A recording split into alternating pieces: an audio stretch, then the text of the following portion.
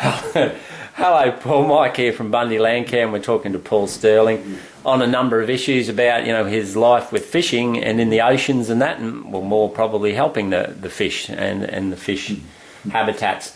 But Paul, you were just talking about, we were going to talk about Fraser Island, which we will, but you're saying you heard when you're out there, how long ago was this? Out on what, Rooney's Point? Rooney Point, yeah. Out near Fraser, and now there's a lot of discussion about green zones. Now this is a no-brainer to anyone like yourself, but just if you want to tell us a bit of that story and then tell us about what you think of green zones and why they are important. We fought for quite some years, a group of us, trying to get areas closed for breeding areas for marlin and where you can fish them and where you can't. Yeah. And listening to two people talking over the radio, and I was at Rooney Point, and this fellow talking about how the big marlin that he caught, and anyway, he got away and all the rest, and he'd been fishing for a while, still hadn't caught anything else, and he said, "Oh, I'm probably scared away. I'll go and try and see if I can catch a marlin further down towards Station Hill." Yeah. And the other person on the other end of the radio said, "Oh, you can't fish there. That's a closed area for marlin fishing." And he said, "Oh no, it won't be marlin fishing. It'll be mackerel fishing." Yeah. And this means the whole thing is a joke. Yeah. You can fish for marlin anywhere you like if you don't call it fishing for marlin. Yeah. Call it mackerel, and there's no closed season. So if fisheries come up to you and said, "What are you doing?" You just say, "I'm fishing for marlin." Yeah. No, I'm fishing for mackerel. I'm fishing for mackerel. Yeah. But if you catch a marlin, well, that was accidental. That bycatch. Yeah. Isn't that ridiculous? Hey, and this is. I mean, we're trying to talk. It's a joke. The need for like you were saying about green zones, if they're fishing sustainable. Hey, Paul, there isn't. If you haven't overfished your normal fishing areas, you don't need to venture into unspoiled country. That's exactly right, because they're the nurseries. So. No, very interesting. Well, we'll just lead straight on into Fraser Island. I know you've just come back from Fraser Island. Now you go over there and you help clean up the island and your regular... The western side of it anyway. Western side. Yeah. Just tell us a little bit about what you've seen on Fraser Island. Well, first of all, we can start off with the bushfire, how the fires are done and what you've seen with more of a terrestrial thing. Yeah. So, Well, with the fires, it's...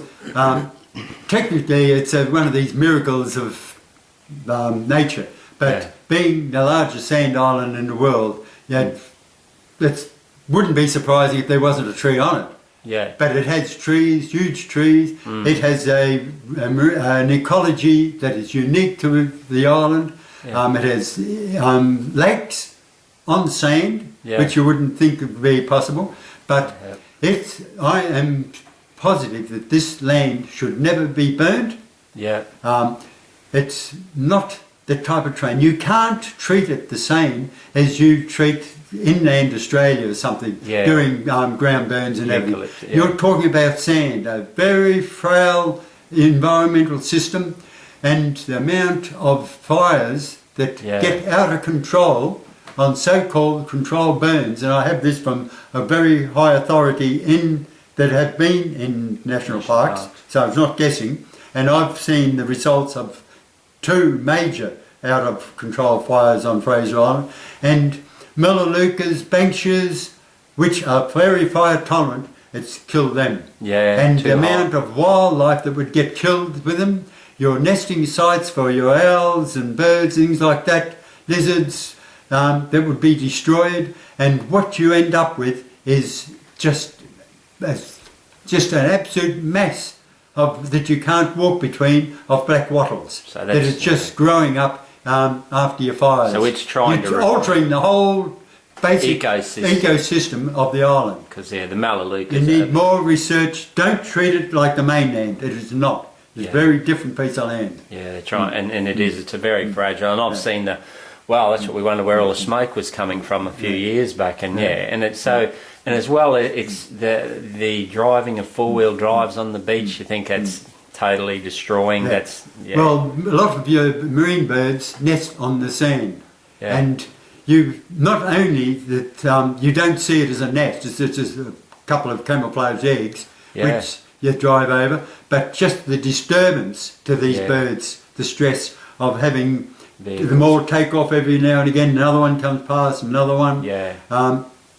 Just And destroying it all. it's there's what I mean when people buy a four-wheel drive and they get a license to drive a four-wheel drive, you would think that that license entitles them to drive their bloody golden four-wheel drive anywhere, anyhow in the country, and that is the only thing that matters. It's their God-given right, and to me, it is not a God-given right, and I believe it's probably the only World Heritage National Park where people are allowed to drive their hoony four-wheel drives all over the place and leave all their rubbish behind them. And this is exactly right too, Paul. And Bundaberg Landcare fully agrees that it is a disgrace for a World Heritage Site, and it is the only site that happens to, we know. And the trouble is this comes down to political will, and the people should be big enough to go, no, we are destroying it like this. And tourism. And tourism, this is That's exactly what it's based right. on. Yeah. And the thing is, again, you're going to love it to death, you're going to kill it, and I think it's so much kilos of human waste per every metre of... I don't know what it is, but boy, there's a lot of it. I pick it up. It's an incredible amount of waste that is dumped on this beautiful World Heritage Site. No.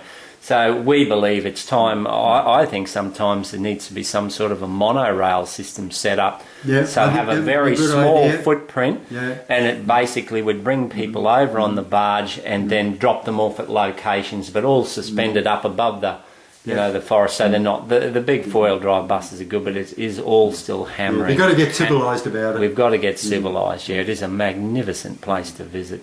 So thank you very much on that, Paul, and we'll finish that one off, and we're going to go on to the shark finning episode next, I believe. Thank you very much, Paul. You're welcome.